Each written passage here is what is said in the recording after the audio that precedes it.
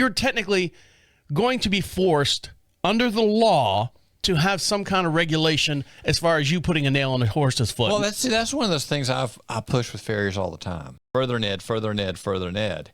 And so far, it's been pretty self-regulating because if you're not holding up, you should be fired. But the other end of it is there seems to be fewer and fewer farriers out there. You know, I probably spent $5,000-6,000 last year on education, and I do every year. Mm-hmm.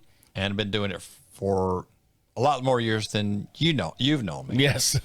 But sad to say that a lot of our industry does not, even if you've done a farrier certification, not necessarily follow up after. Well, think about all the other guests that we've had on the show. I mean, since 2021, all the different guests, and the first thing I always ask is, how did you get into the horse business?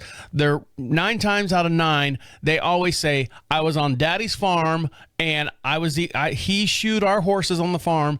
So I took over shoeing horses. Right. But back then it wasn't regulated. So now you've got these people that are on people's farms and horses, and they're in the same situation. But now the government's getting involved with it. And well, it's just like I was talking to a farrier the other day that purchased a forge from a farrier that was getting out of it, and the first thing out of his mouth is, I'm not going to practice in the forge till I start doing those kind of horses. And I'm like, well, if you get a job doing those kind of horses and you can't work off of muscle memory, you're not going to be there. Well, I want to do those kind of horses. Well, you better get good at it. So this is just an update.